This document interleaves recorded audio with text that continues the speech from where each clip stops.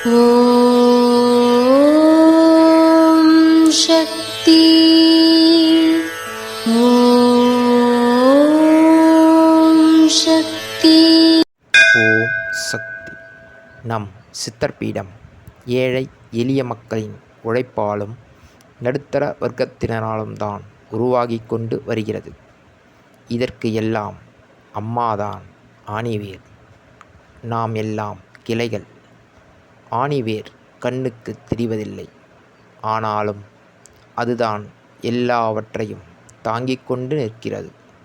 இது அன்னையின் அருள்வாக்கு. குருவடி சரணம், திருவடி சரணம்.